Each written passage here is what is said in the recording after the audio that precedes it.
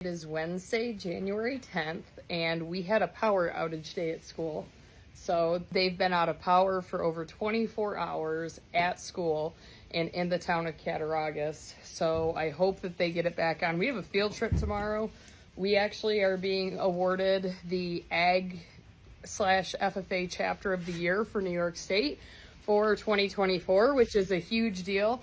And the ceremony recognition thing is actually tomorrow, and we leave school at 8 a.m. So the reason I'm recording in my sheep barn right now, one of the most common questions that I get as a, I guess, shepherd, sheep farmer, whatever you want to call me, is what are the early signs of labor and birth?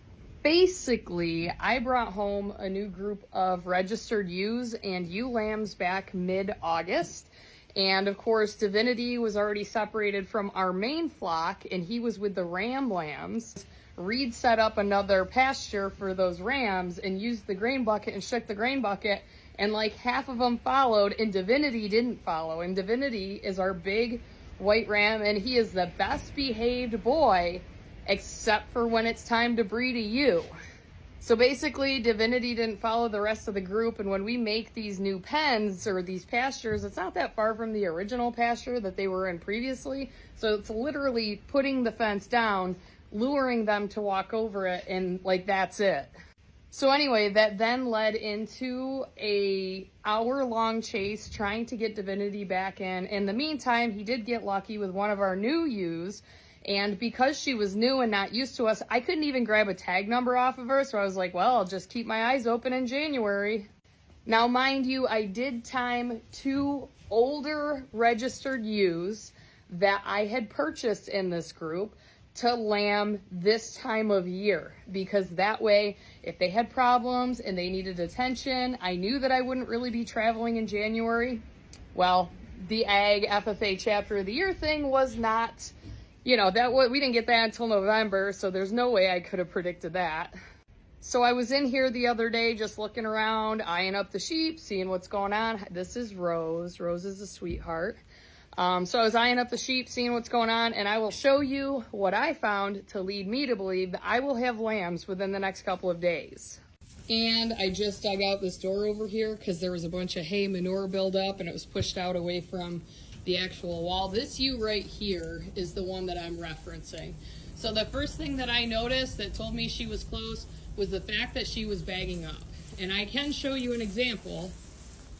Okay, so she definitely, if she'll cooperate, she is definitely bagging up. So that is a characteristic of a ewe that will be lambing at least within the next week. So, but I think I've got like a day or two. Another thing, although it's hard to tell on the Katahdins because they have longer tails, but she does have some swelling in her vulva area, and it's getting a little bit pink. I know, honey, I'm just trying to keep an eye on you. So for a point of reference, I will try to find another sheep that is an aged mom to give you a point of reference for udder structure or udder development. So this big ewe that's walking away from me right here, you can kind of see she's got a saggy baggy, but she's not anywhere close to lambing. She's going to be, sorry, honey, she's going to be late March, early April for sure. But you can definitely see how her udder actually, and this is the first one right here. So this is the one that's close to lambing. And here's that further one again. So you can see that the udder isn't really developed at all. There's no mammary development. It's a very saggy. Typically when sheep are not lactating, their udders really stay nice and tight to the body, so you can barely see them. Especially on most of my ewes, my sheep, they have really good udder structure. Just overall, even when they're close to lambing, I'll make sure that I show that once lambing time rolls around.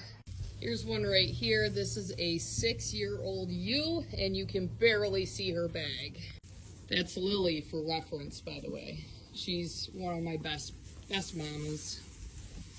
And ideally, that's what they're supposed to look like when they're not lactating actively. I am a little sad that those ewes that I picked up, I'm hoping that I'll be able to correct the udder teat structure on those sheep, because It drives me nuts. You get all these fancy, all the genetic sheep, and it turns out that they're actually horrible quality animals, and that my commercial sheep were significantly better than the ones that I bring in. You can also see that this ewe is like very wide in her midsection. But if you look at her, I mean, my goodness, she's wide. And the babies are sitting right here on this side.